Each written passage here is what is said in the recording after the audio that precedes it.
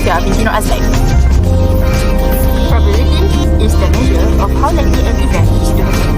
It shows the chance of an outcome, expressed as a number between 0 and 1. In the long run, probability can also be understood as the relative frequency of an event. How often the event occurs when an experiment is repeated many times. Purpose of experiment to investigate and compare the experiment probability and theoretical probability of a flat paper square taking a certain amount of time to fall from height of 1.5 meters after being dropped on 20 trials. Hi, my name is Dama. There are some objectives that we could achieve from this experiment. One of it is to measure how long it takes for a piece of paper to fall from a height of 1.5 meters and to understand how air resistance affects its fall. Second, to check whether the falling time is consistent across several trials and to identify any factors that might affect the accuracy of the measurement. Third, to record the outcome of the frequency of each time the paper falling to the floor. Lastly, to be able to distinguish between experimental and theoretical probabilities and to compute the differences. Hi, my name is Ifanabiha binti Muhammad Nazri. Now, for the methodology, we were assigned to do an experiment on the probability of time when dropping the paper from 1.5 meter height from about 20 trials respectively. Here are the picture on how we used our setup and tool. We are using a flat square paper, a measuring tape, and a stopwatch. How we conduct the experiment is one person drops the paper while they conducting it, and the other start the timers and record the data. To control the constant of our trial, we are using the same paper, same height which is 1.5 meters and same location. As for the location that we use is an indoor area which is our dorm room that has still air with no wind. Next, as for the step on how we conducting the experiment, firstly we're gonna mark the height at our door before we start our trials.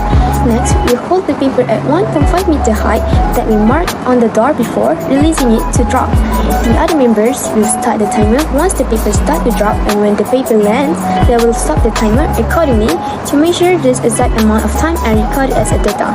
Lastly, we are repeating this whole step for about 20 times under the same condition to fit the experiment that we conducted.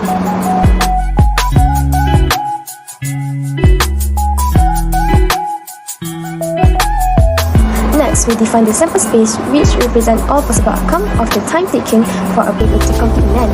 Our sample space consists of 5 time intervals, which is 1.5 seconds to 2 seconds, 2.1 seconds to 2.5 seconds, 2.6 seconds to 3 seconds, 3.1 seconds to 3.5 seconds, and lastly 3.6 seconds to 4 seconds.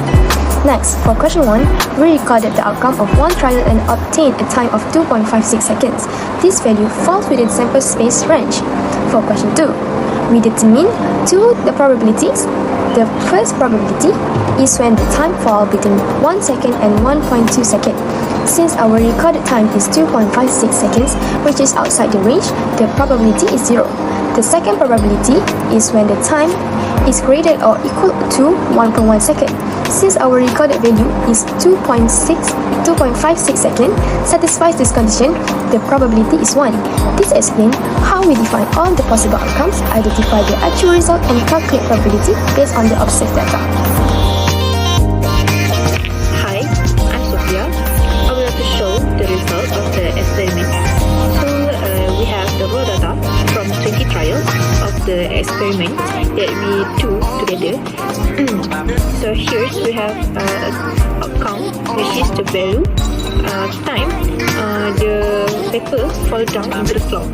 So next we have group frequency table, which is we have class, frequency, and probability. So I will have to solve the question 3 and 4 by the data of the result that we got from the experiment.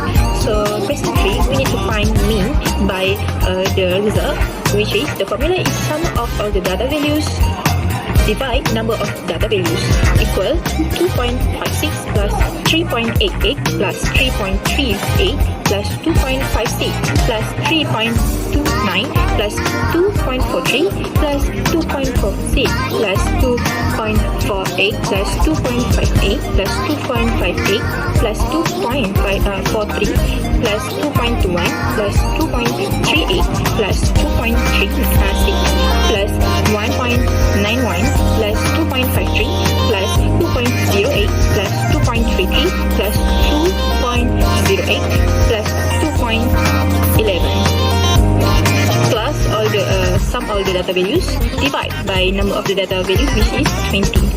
So the answer is 2.531F. The next question is Roman 2. We have sample standard deviation S. So we need to find S. First step is we need to sum all value xi minus x prime power of 2. So first 0.0084 plus 1.820 plus 0.721 plus 0.00084 plus 0.576 plus 0.010 plus 0.005 plus 0.003 plus 0.002 plus 0.002 plus 0.010 plus 0.103 plus 0.023 plus 0.029 plus 0.3x6 plus 0.000 plus 0.204 plus 0.040 plus 0.204 plus 0.177 equal to 4.3x6. By using the formula source of power sum of x and I minus 1 x prime multiply 2, so we can get equal to sum of power 4.193x6 equal to source of power 0.2319. So the S is 0.477. First of all, we need to find the empirical probability, which is from the mean value 2.531. We need to minus 0.05 equal to 2.481. And from the mean value 2, we need to plus the 0.05, which is we can get 2.581. So we need to find the P which is 2.581 minus 2.481. So we can get P is equal to 0.25. So the probability is 0.25, which is 25%. 5t more than or equal to 1 compute probability t less than 1.1 or t more than or equal to 1. For this, the answer was there were no trials with time less than 1.1 second, so the conditional probability is 0. So for question 6, identify any outlier and give a plausible reason. So we have to find the lower and upper bound, which is for lower, mean minus 2 multiply with standard deviation, but for upper we have to plus. So let's see. First, the lower one, which is mean 2.531 minus 2 multiply with standard deviation, which is 0.477, so we got 1.577. Then upper bound, we got mean plus 2 multiply with standard deviation, and we got 3.485. So the 3.88 second value was identified as an outlier because it lies outside the normal range. It could be caused by human timing error or inconsistent paper release.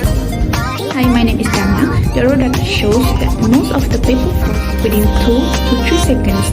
This is mainly due to inconsistent release methods between each member, where the way the paper was dropped varied slightly between trials. In addition, small errors in the release height may also influence the fall time.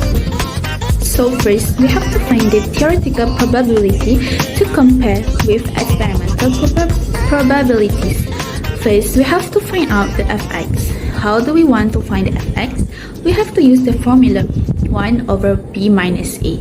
So we took a minimum and maximum data, which is 3.88 minus 1.91, so we got the fx equal to 0.508. The theoretical probability, the data are spread evenly between 1.91 and 3.88, so we assume a uniform distribution where all values in this range are equally likely. To find the theoretical probability that the paper fall between 2 seconds until 3 seconds, we have to put in the formula, which is fx multiplied with maximum minus minimum. So we want to find the probability between 2 seconds and 3 seconds. We just inserted 0.508 multiplied with 3 minus 2. So we got 0.508. Then we'll find the theoretical probability that the people fall less than 1 second. So which is x less than 2. So we put it in the formula 0.508 times 2 minus 1.91, which is our minimum. So we got 0.046. The comparison, the theoretical probability of 0.508 is lower than the experimental result of 0.8. The differences might be because this means the real data is more concentrated in that range than what the model predicts. We might drop the paper in a more consistent way. The theoretical model assumes the data is more spread out, but the real data is not. Some improvement that we could try is do more trials or make sure the dropping method is the same time every time. So with the continuous random variable problem where has a probability density function on the interval. First we have to find the value of k and the CDF. Second, we have to compute the mean and the variance.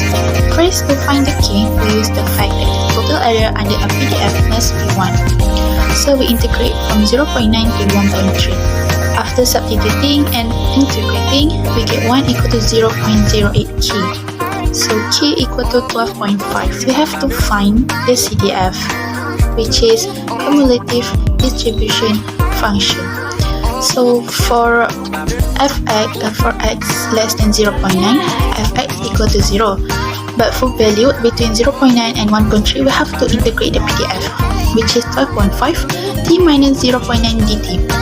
So the final we got 6.25 x minus 0.9 square. And for x more than 1.3, the fx is 1. This gives the full CDF of the distribution. My name is Sophia. I would like to explain about certain question chapter 3, which is question 2. So we need to find x and variance. First of all, we need to find x by formula integrate 1.3 to 0.9 x fx dx equal to integrate 1.3 to 0.9 12.5x multiply x minus 0.9 dx equal to 12.5 integrate 1.3 to 0.9 multiplies x power 2 minus 0.9x dx equal to 12.5 in bracket x power 2 divided 3 minus 0.45x power 2 close bracket 1.3 integrate to 0.9. So dx equal to 1.167. So to find variance, we need to find e multiply x power of 2.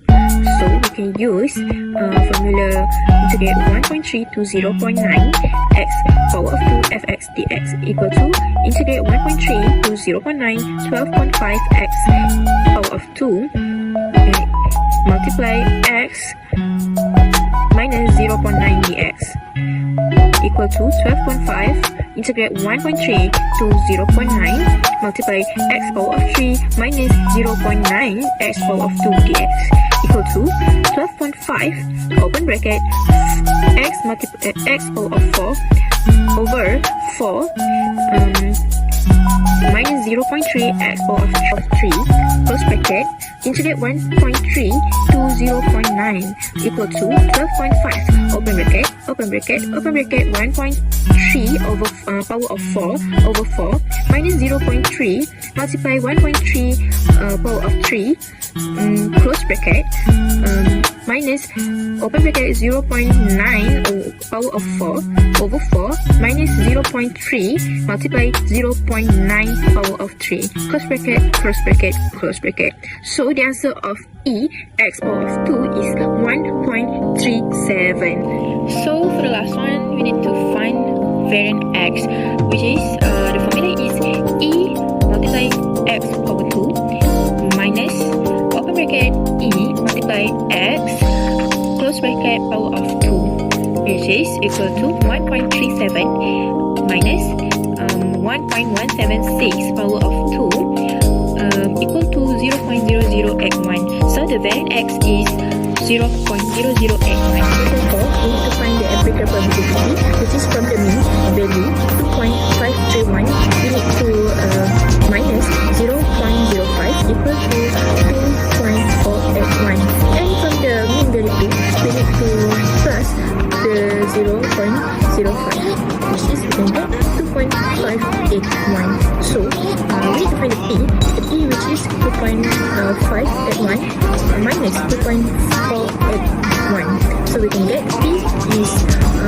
equal to 0.25. So the probability is this 0.25, which is 25%. My name is Nur Irfan Nabiha binti Muhammad Nazri. As per conclusion, overall the experiment show how the time it takes for a paper to fall can vary due to factors like linear reaction and measurement limits. The result helped me understand the difference between experimental and theoretical probabilities. Now with more trial, the experimental outcome would better match the expected values. To improve the accuracy, we could do more repetition of the experiment. That's all from us. Thank you.